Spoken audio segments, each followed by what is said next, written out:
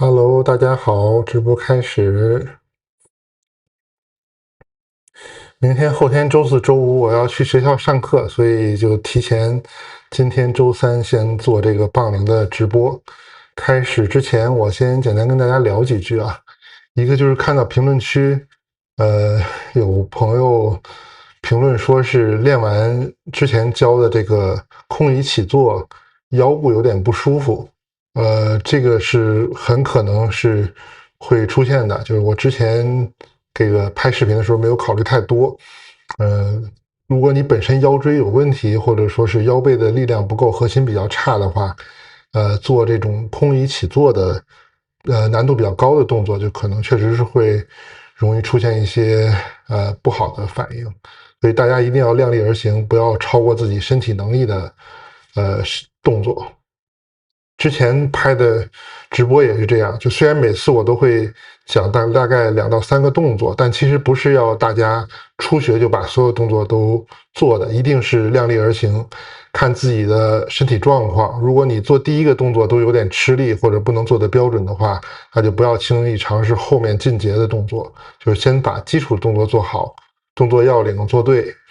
然后做起来比较轻松自如，之后再考虑是不是要再做后续的动作，而不是说做的动作越多越好。棒铃练习就是这样，它因为配重呢是在这个末端嘛，所以有一个杠杆。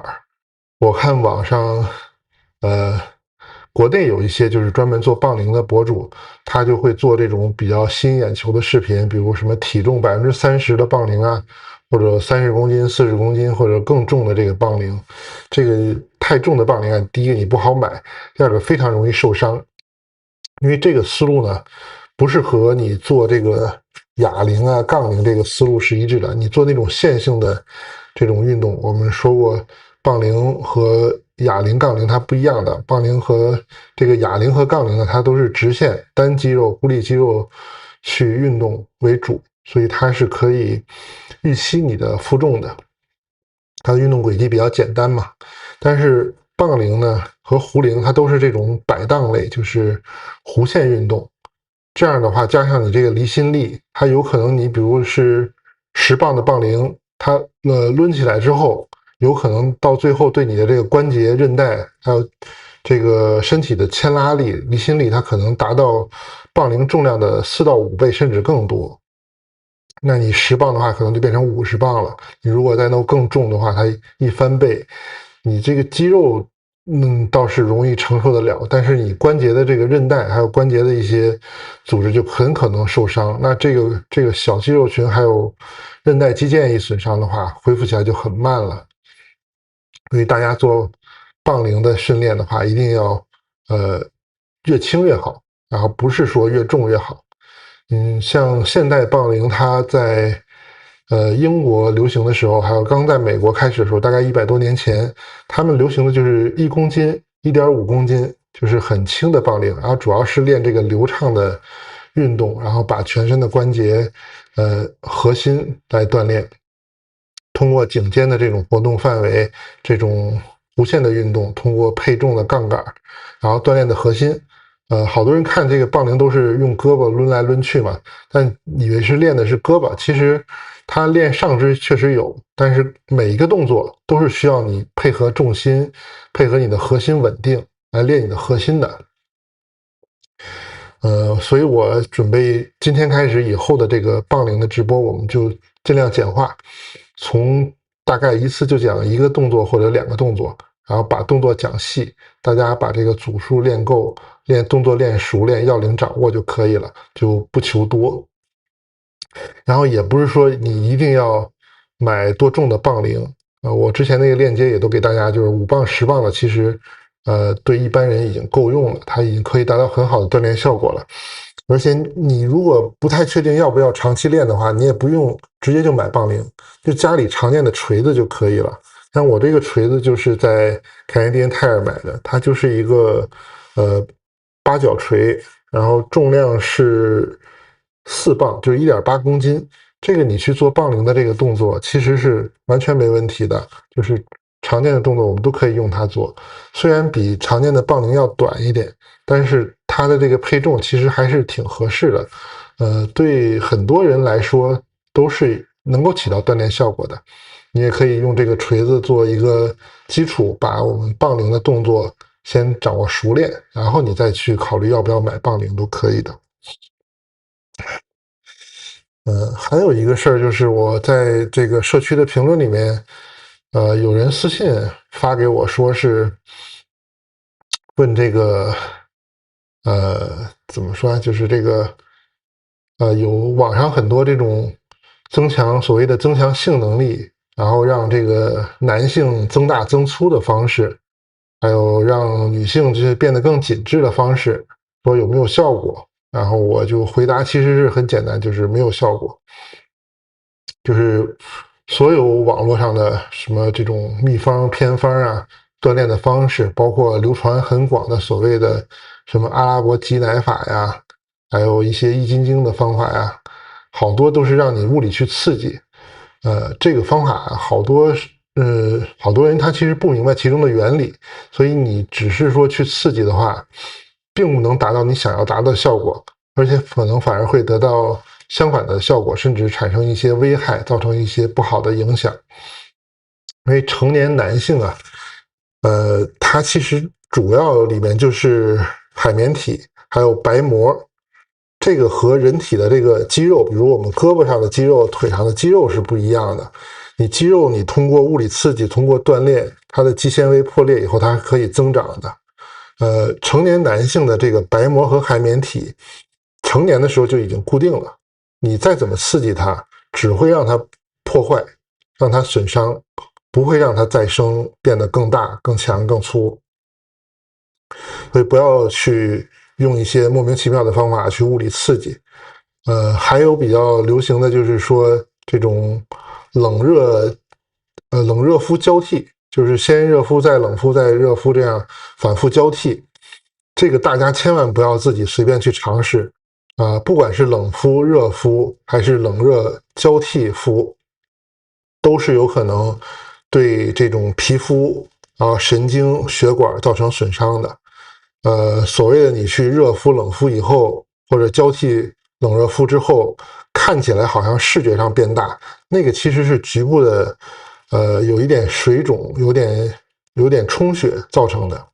并不是真的这个海绵体和白膜增大。所以你充血的时候该是多少还是多少，然后它的硬度也可能还会变差。而且如果你热敷的温度不够，比如说超过37度的话，它是会让你这种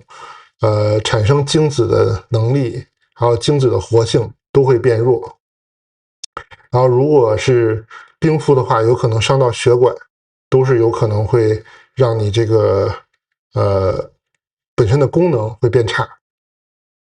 甚至有可能造成阳痿啊、早泄这种情况的。当然就是一些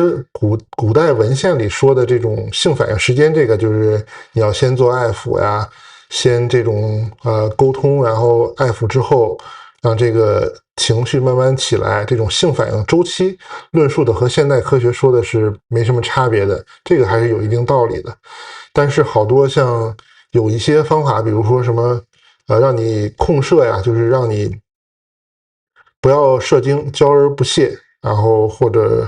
什么逆射精啊，这个都是非常危险的，这个是有可能会影响你的这种正常的功能，甚至会产生一些疾病的，非常容易引起炎症。大家不要随便去试。传统的它有一些修炼里面，它是要配合特定的心法呼吸。一般人不太容易做得到，而且也没有必要。它不是为了世俗的这个性能力来做的，它是为了更高层次的修行做的。目的不一样，原理也不一样。所以你如果懂这个人体解剖的这个生理学啊，你知道它组成部分就是海绵体和白膜，它不是普通的肌肉，它会充血，然后它充血的状态越好，它的硬度越强，然后战斗能力就越强。那如果充血不好，就是状态就会差。但是根本呢是由你这个骨盆腔的这个血液循环决定的。还有很多人就是说这个练深蹲，然后提肛、凯格尔运动，就好把这个当做万能的。这个我之前的节目里面也说过，这个是完全一个错误的认知，就是他完全不懂这个性学的生理。就是骨盆的状态，它是常见的是分两个态，就是一个是过于松弛，就是你是盆底肌是无力的状态，盆腔过于松弛了，然后它的这个充血的状况是变差，血运不好，这个时候你去练这个提肛、练凯格尔运动、练深蹲，它是有效果的。现实当中呢，很多我们看到的病人，就是比如严重的这种早泄的病人，他往往不是说这个盆底肌过于松弛，很多他是反过来的，他是盆底肌太紧张了，紧绷的这个血冲不进去，影响他的血液充血。所以这种情况，你如果去练深蹲、练这个凯格尔，你让他更紧张的话，反而会让症状加重。所以大家要先弄清楚自己是什么情况，再选择合适的方法，而不是说这种无脑去练一些网上流传的这些方法，这个有可能会起到反效果的。女性其实也是一样的问题，就是你是盆腔过紧还是盆腔过松，这个要个性化的去看，不是说都是用同样的方法，这个大家不要乱来啊。如果有机会的话，大家感兴趣，我可以这方面再专门讲一讲，做一期直播或者录播的视频。这个问题我其实不是太想讲啊，就我老师是中华性协会的，他那时候就跟我说你要做这方面的，最好是50岁以后，就是年纪大了以后再做这个。我现在还相对有点年轻，就是讲一些基础知识还是可以的，就大家不要被一些网络信息带偏。实际上呢，就是我们都是活人，他这个更多是双方的配合，并不是说你某一方这种物理指标，这个是起决定因素的，更多的还是说我们这种灵肉合一，就是我们这种交流啊，这种灵魂的交流更重要一点。然后你肉体上的刺激呢，其实通过配合就和跳舞一样，你一开始不会跳舞的时候，可能会踩到脚，可能这个步子赶不上都是有可能的。但是通过规范的科学的练习，大家都是可以配合的越来越好。男性的这个阴茎呢，它是可以随着他的状态、他的血液循环，随着他的情绪和激素水平，它是可以让他的状态硬度是可以调整的。就是我们说3种硬度嘛，就是你像嘴唇的硬度，然后鼻子头的硬度和脑门的硬度，它这个状态是不一样的。女性其实也是一样，女性的这个阴道的收缩能力是很强的，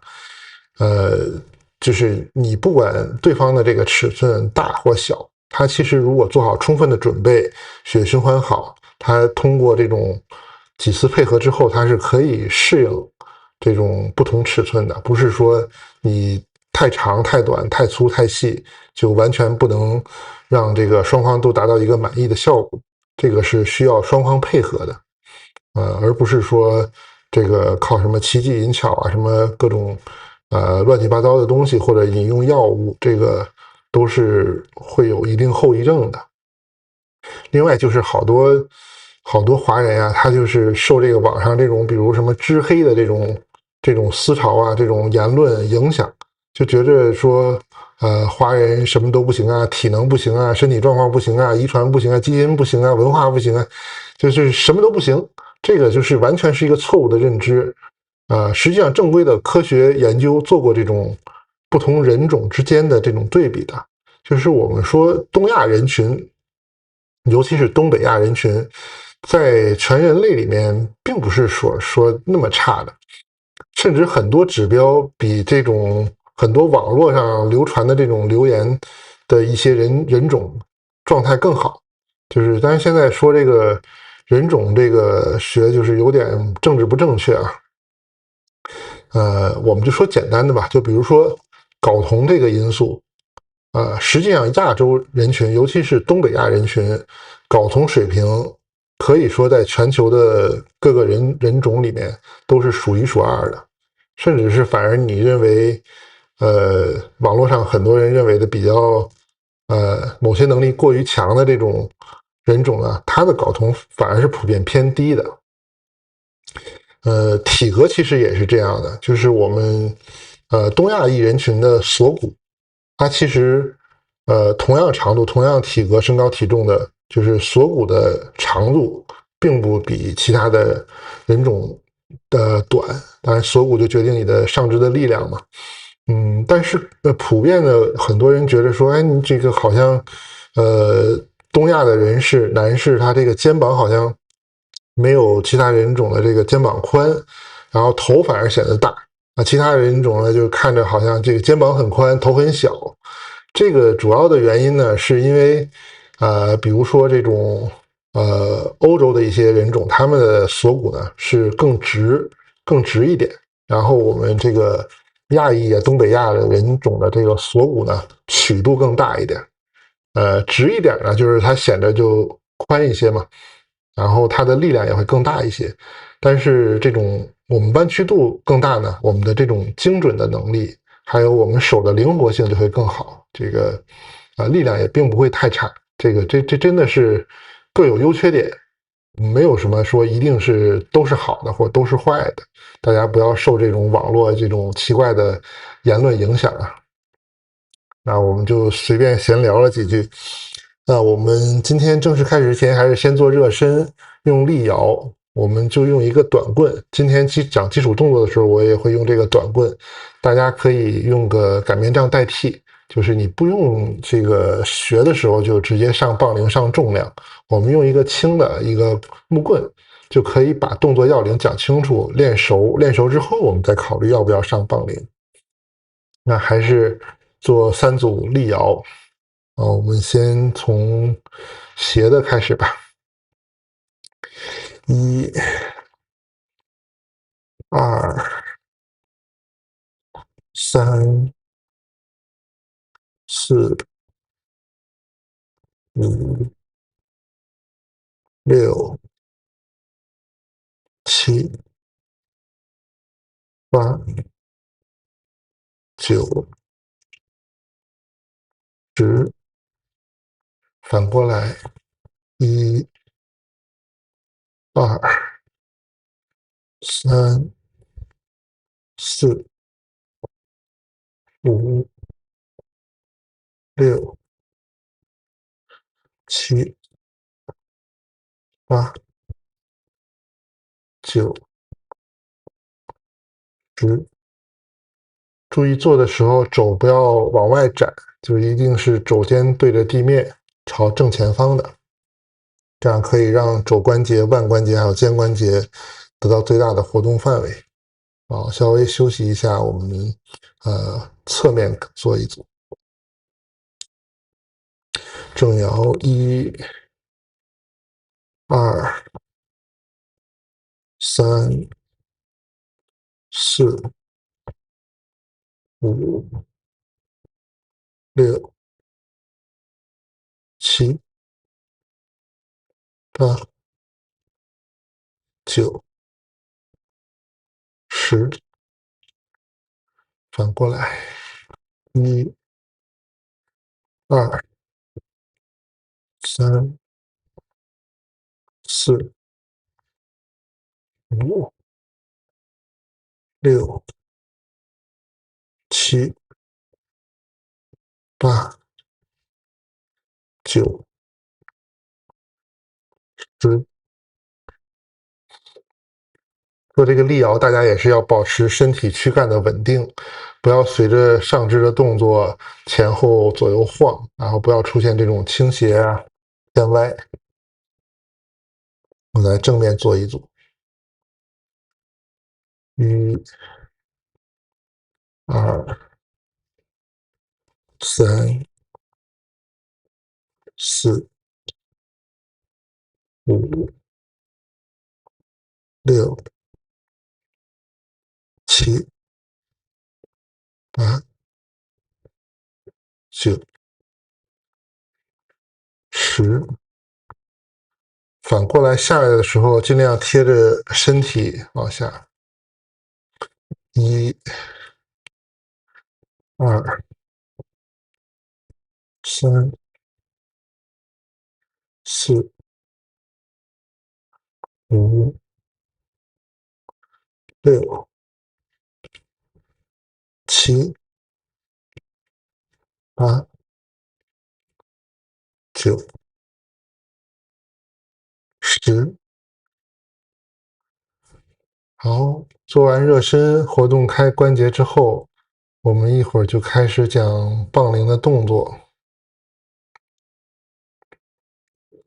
今天没有开这个竖屏直播的推送，所以可能人会比较少一点。今天准备讲的就是杠铃的投掷。这个动作呢，中文里面也有叫投射的，也有叫肩绕的，然后英文里面也有很多种叫法。我们就是别管它怎么说，就是讲一下基础的动作。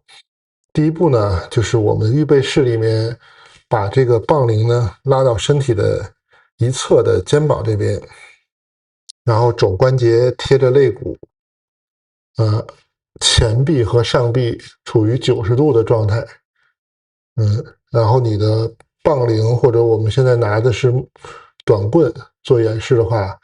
短棍应该是和我的躯干平行，然后和地面垂直的。这个是它的开始起始的动作，然后我们要保持上臂这个90度不变，然后往上，这个怎么看？就是在上面的时候它还是90度，然后把肘关节朝上朝后，让杠铃贴到身体的后面的衣服上，这是一个步骤。然后下一步就是所谓的投掷，就是通过我们的手臂、身体，然后保持身体的稳定性。在这个杠铃或者短棍在身体后面的时候啊，千万不要出现让它这个过重，或者说你惯性过大，导致了你身体往后仰，这样的话压力就会到腰部。我们希望的话是让核心收紧，然后把这个背阔肌打开，让这个前面胸部这里是打开的状态，然后保持稳定，然后往前，就好像把这个木棍把这个杠铃扔出去一样，但是这个是保持上臂是90度的状态，回到起始位置，这就是一个完整的投掷动作。这个动作，基本上就是我们之前说的人类最擅长的运动，投掷也是我们现代人类做的最少的动作。日常生活大多数人很少有这种投掷往前扔东西的动作嘛，可能有你扔个垃圾啊，扔个小东西啊，但是专门的锻炼是比较少的。这就造成我们很多的现代的日常生活的现代病，比如说你长期的就是拿着手机在前面低头看，然后老是处于这同样的一个状态，或者我们日常的工作、学习、生活，很多时候都是让手在肩膀的前面、身体的前面、下面这个区间、这个象限去活动，很少做我们让把手抬高，然后让手在身体后面、后上这个象限去活动。这个投掷的动作呢，就很好的去解决了这个问题，充分的把我们的颈肩背都得到一个伸展活动。好处呢就是你这个动作练好了，包括后续的这种盾牌绕，还有杠铃伽马做好了之后呢，你做任何的运动水平都会得到提升，你的体能也会提升，你的心肺功能会变得更好，你的颈椎、肩膀的问题也会得到更好的康复。那缺点是什么？缺点就是如果你重量控制不好，就很容易出现拉伤，因为这些都是我们日常用的比较少的嘛。很多时候你是不知道它的能力上限是在哪儿。你如果重量不合适，或者动作不够标准，过于追求数量、追求重量的话，就有可能把自己弄伤。还有一个缺点啊，就是我也是从网上看的，这个缺点很严重，就是说你如果这一系列动作，就是我们讲的杠铃的投掷，然后盾牌绕，然后伽马这种动作，如果你练多了以后，会有一个非常致命的缺陷，就是你就没办法像很多人一样这种圆肩驼背头前伸的体态，因为你肩背是放松打开的，你自然的状态就是一个肩背打开，身体站直，脖子舒展的状态，就很难做到那个现在很多人很流行的这种圆肩驼背啊、头前伸的这种不良的体态。这个算不算缺点呢？可能因人而异吧。我想应该不会有太多人认为那种体态是比较好看的。大家为了让自己有一个好的状态，也应该学会这个动作，日常就多练一练。那我们就用木棍来代替，我斜着做一下，做一组10个吧，然后换一只手，1、2、3、4、5、6、7、8、9、10。好，我们换一只手，1、2、3、4、5、6、7、8、9、10。这个是单手的，但是如果大家用杠铃的话，最好先从双手开始啊。双手开始呢，也是一样，我们要把它拉到一侧。为什么不在正中间做呢？好多人觉得说我2只手练是不是应该放在正中间？这一系列的动作都千万不要从正中间开始，一定是从一侧开始。如果你是从正中间开始呢，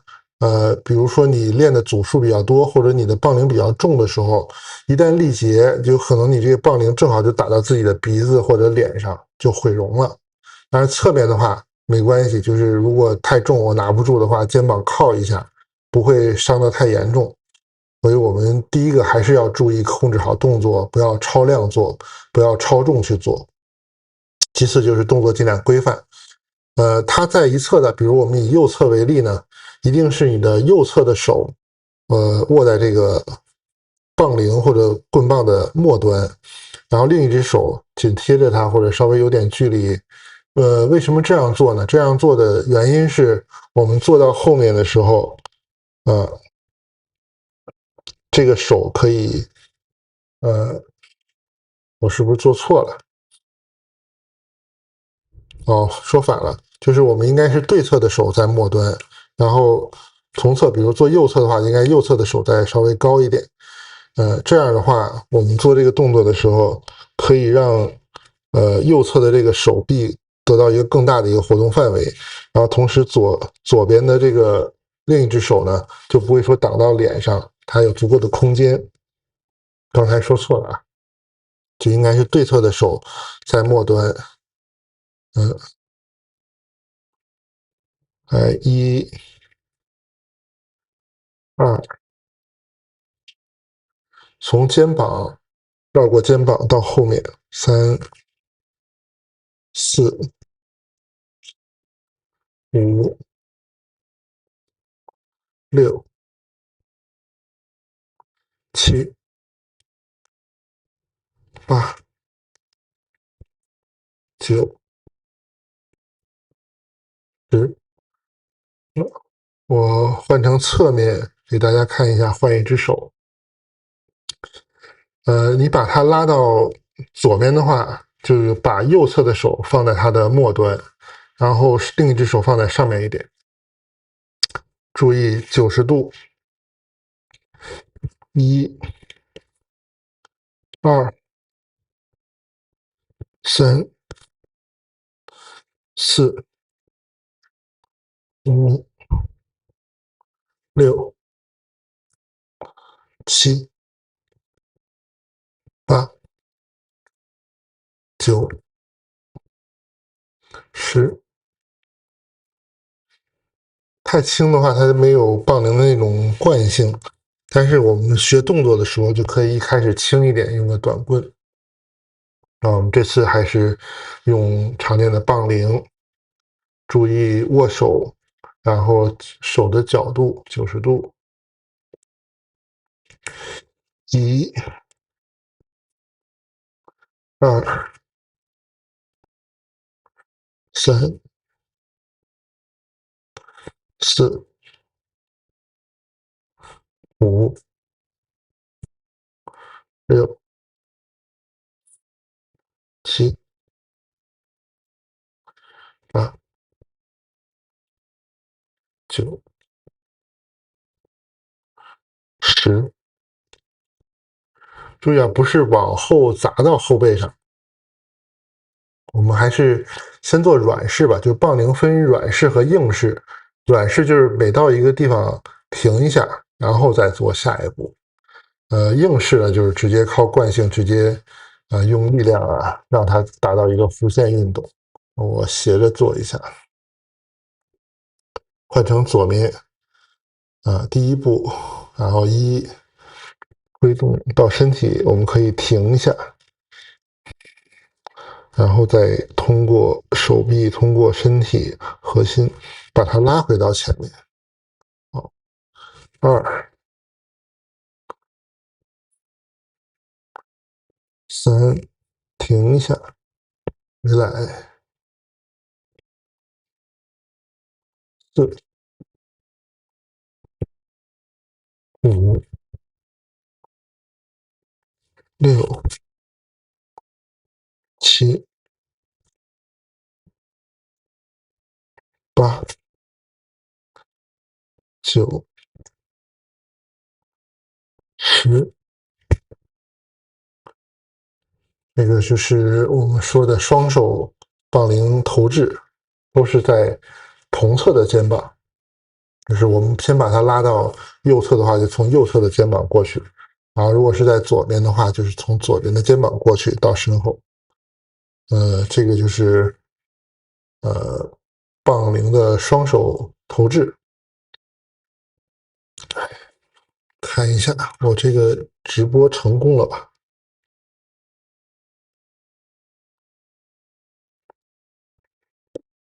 行，我看有5个人在线，大家就跟着我练吧。那我们就各做一组。哎，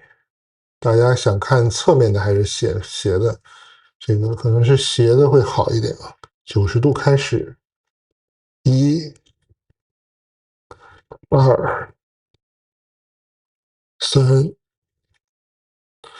4、5、6、7、8、9、10。那像我们之前讲的，哦，成功了，谢谢啊。这就是我们之前讲的这个双手棒铃肩停，然后再是后背悬停，然后在前面的预备式，它连贯起来就是我们说的投掷，就中间就不在肩膀停了，就直接从预备式，然后到后面双手悬停，背面哦。背面就不是90度了，到背面的时候就是肘关节尽量这个屈的角度大一点，到极限，然后靠它这个重量完全悬停到后面。然后我做一下背面的左手的，到这是90度，然后就落下来了。你如果是90度的话，它是到不了后面的，所以到90度就直接落。这个棒铃可以轻轻的擦着我们的衣服，但不要去打，打的话有可能打伤的。2、3、4、5、6、7、8、9、10。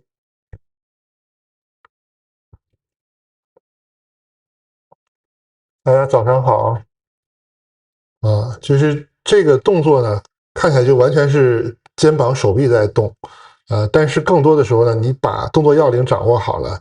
主要关注是要关注我们的核心，收紧腹部，不要出现这种后仰的状态。然后往前的时候呢，我看有一些国内的这种杠铃的博主，他因为用的重量很重嘛，他就变成这样，就是他是我往后一点啊，他甚至就出现这种，哎呀借力这样给他抛回来，这个是错误的示范啊，就是这样借力就非常容易伤到自己。然后不要借力，就是保持稳定，身体一直是中立正直的，然后这样拉回来。然后拉回来的过程当中，收紧腹部，收紧核心，所以不要让这个下肢和核心跟着晃动。那我们再做一组吧，左右手各做一组。我在这个侧面吧，先把它拉到身体的一侧，一、二、三、四、五、六、七、八、九、10。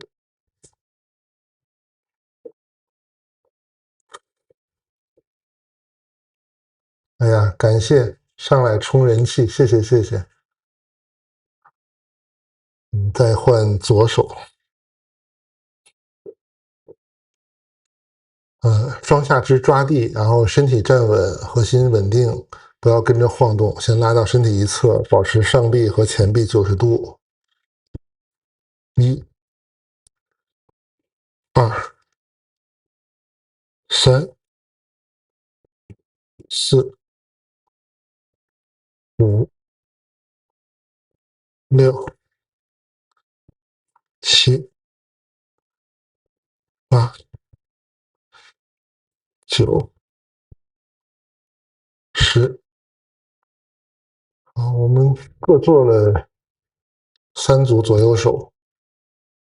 这个动作还是锻炼效果很好的，因为它主要通过肱三头肌，就是我们日常生活用的比较少。当然，我做推拿、做针灸，可能三头肌用的会多一点。这个就和像哑铃啊，还有一些健身房里面的健身器械的锻炼思路就不太一样。因为你如果想练健美啊，想让你的手臂显得粗吧，很多人他的选择呢是通过你练肱二头肌，就是我们的屈肌。你屈肌的话是可以练得很大，但是屈肌练太大，其实是对我们的关节活动是有一个阻碍的。就是我看到很多肱二头肌练得太大的人，他这个曲肘还有一些肩的动作是活动受限的，这个甚至会造成一些日常生活的不便。日常生活其实反而更多的是需要我们的伸肌，就是我们是推做的远远比拉做的要多的。所以大家去练这个杠铃呢，就是练我们这个伸肌，然后练对抗离心力的这种核心稳定，对日常生活的帮助是更大。这样你日常生活中会用到的东西，你练的状态越好，它是越不容易退的。反而是你屈肌你练得很大，一旦不练了，它很快就会萎缩，就会恢复到这个练之前的状态。体能也是这样，就是我们通过杠铃，它不光是练力量，它也是练我们的心肺，练我们的体能，练这个身体的状态，而不是光是一个肌肉训练。还有点时间，我再简单讲一讲，这个肩部投掷的反向的动作，就是我们说了这个同侧，这个是肩部投掷嘛。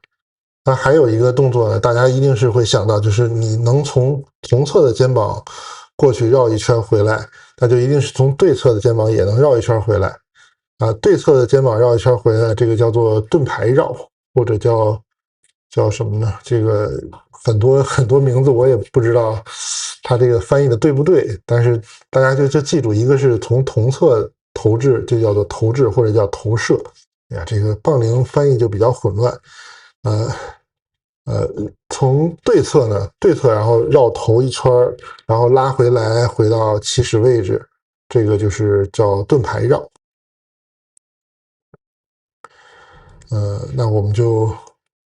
开始，大家看我做一下吧，就不用这个上来先试。我建议还是先把这个投掷先练好，我们以后可以再专门再讲。它这个是要求先朝对侧的肩膀倾斜，然后从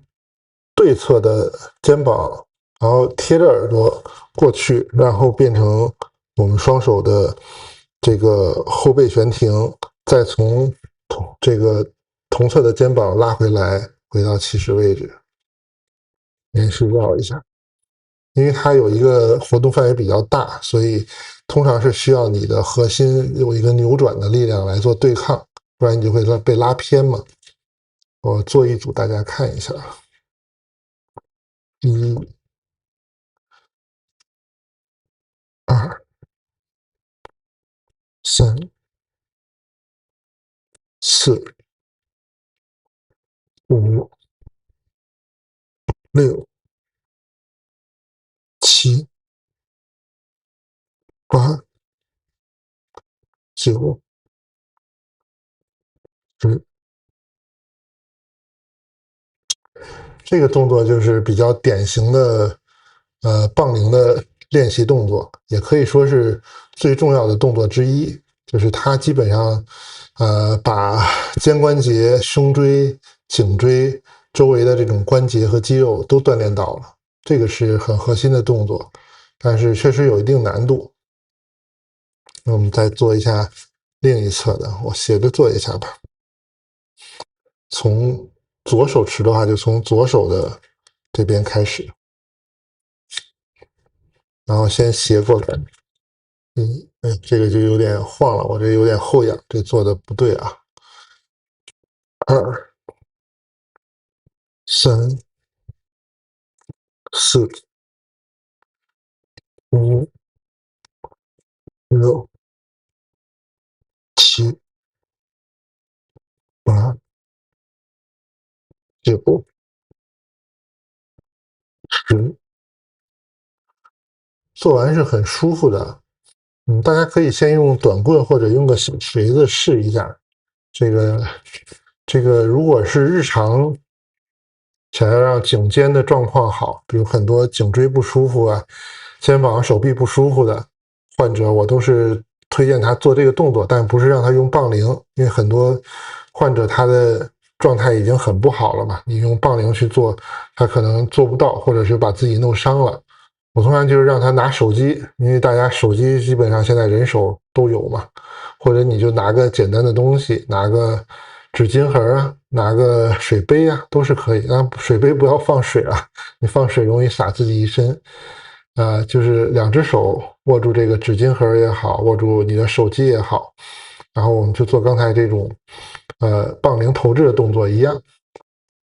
回去，然后回来，回去，回来。然后做这个盾牌绕，就是从对侧转一圈回来，然后再反过来绕一圈回来，这样就可以起到一个活动的对抗我们日常生活平常不太做的角度和动作。冯博士早上好啊。就是作为日常保健的话，其实不用杠铃，我们就随手拿个东西，甚至我不拿东西，我就2个手这种握在一起，然后这样绕一下回来，再绕一下回来，不需要负重。然后我们通过这种肩膀的环绕活动，通过我们的背阔肌的伸展、胸椎的伸展，都是可以让颈肩的状态更好的。冯博士留言。中西经验仪学的解释很棒，谢谢啊。就是随便发，因为他这个好多人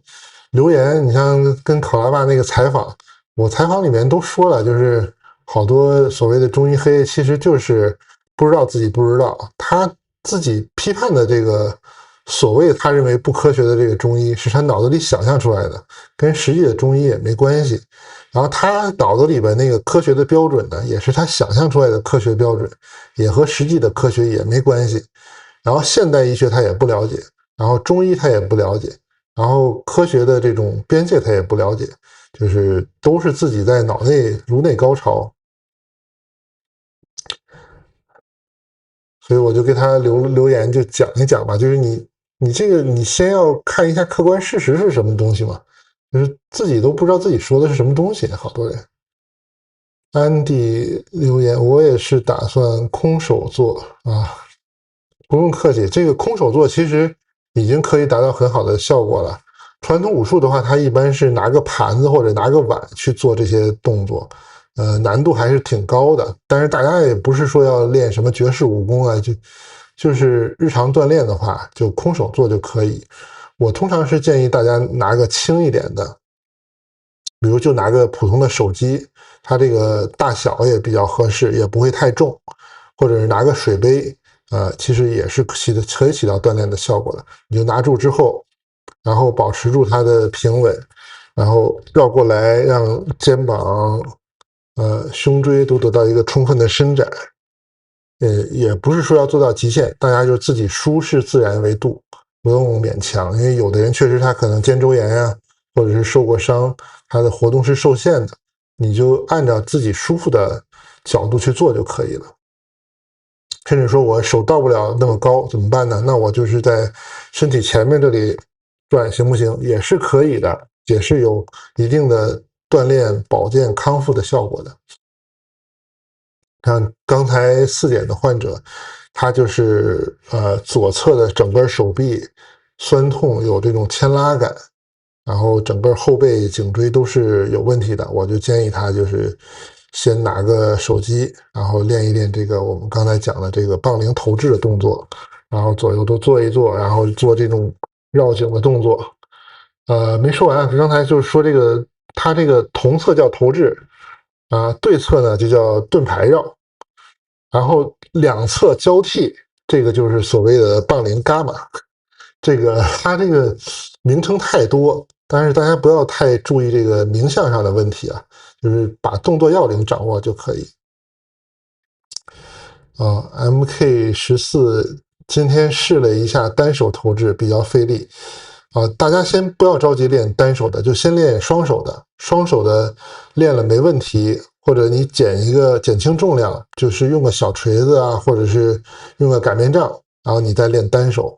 然后慢慢你的力量上来了，动作能做标准，再练双手的。对，就先练单手，先练悬停，或者是先练预备式，然后练肩停，把这几个角度、这个姿势、动作要领，记下来，然后身体能够记住，然后脑子里也有根弦，就不容易受伤了。然后力量可以慢慢练，其实你只做双手投掷，也可以有很好的锻炼效果的。我自己我自己平常也是练双手的多一点，单手也会练，但是是为了平衡嘛，就是让这个左右手它都会交替练一下，不会说只练双手就容易还是惯用手这边用的多一点。好，那我看今天又50分钟了，就棒铃我们就不讲这么多了，讲太多我怕这个大家不要贪多，一下练好多动作又容易超过身体的状态。我们今天就先讲这个棒铃投掷吧，那个盾绕和伽马我们可以放到后面，过个一段时间再继续讲。明天还要上课，今天就不直播太多了，今天就先到这里。感谢大家的观看，谢谢支持。